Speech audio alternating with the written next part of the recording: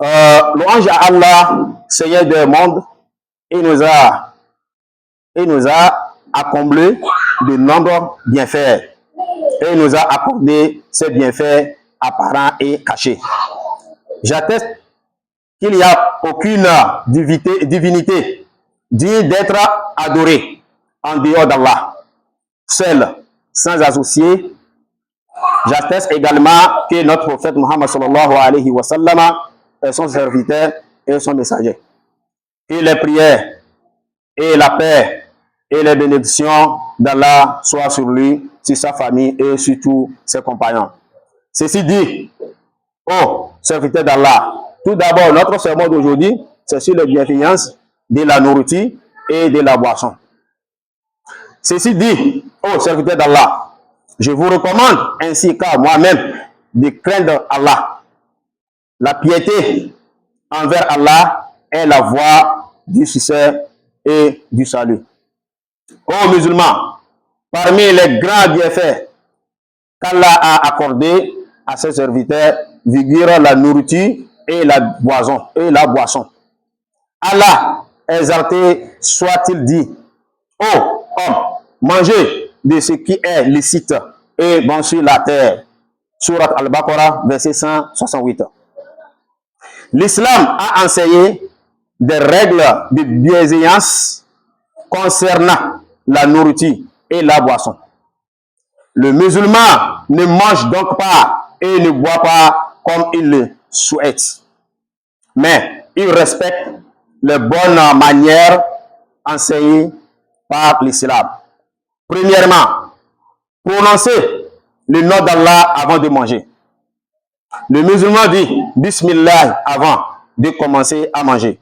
S'il oublie de prononcer le nom d'Allah au début, il dit lorsqu'il se souvient Bismillah awalahu wa akhirahu.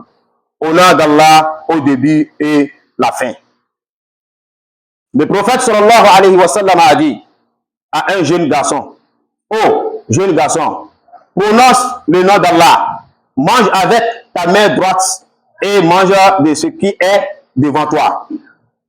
Deuxièmement, manger avec la main droite. Le musulman mange et boit avec sa main droite et doit également habituer ses enfants à cette bonne manière de leur jeune âge. Troisièmement, manger de ce qui est devant soi. Le musulman n'éteint pas sa main vers la nourriture qui se trouve devant une autre personne lorsque le plat est commis. Il mange de la partie qui est devant lui et ne prend pas au milieu du plat. Quatrièmement, éviter le gaspillage.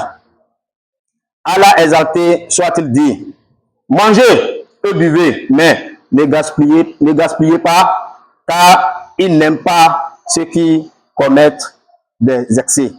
Dans Surat Al-Araf, verset 31. Le musulman ne doit pas remplir son estomac de nourriture, ni prendra plus que ce dont il a besoin pour ensuite jeter le reste. Le prophète sallallahu alayhi wa sallam a dit: l'être humain ne remplit pas de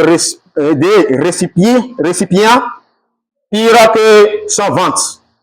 Quelques bouchées suffisent au fils d'Adam pour maintenir son dos droit. Le musulman mange donc avec modération et évite l'excès qui peut nuire à son corps et à sa santé. Cinquièmement, ne pas dénigrer la nourriture. Si la nourriture lui plaît, il la mange. Si elle ne lui plaît pas, il la laisse sans la dénigrer ni offenser celui qui l'a préparé.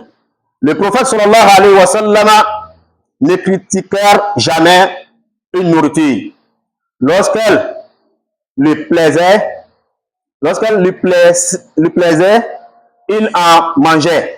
Et lorsqu'elle ne lui plaisait pas, il la laissait. Et sixièmement, manger calmement et avec bienveillance. Le musulman ne doit pas parler alors qu'il a de la nourriture dans la bouche. Il doit également éviter de produire des sons désagréables pendant qu'il mange et ne doit pas gêner les personnes qui mangent avec lui. Et la dernière qui est certainement, il dit, louer Allah après avoir mangé. Lorsqu'il termine son repas, le musulman remercie Allah et dit, Alhamdulillahi allazi at'amani haza wa razaqanihi min ghairi hawli minni wala quwwa.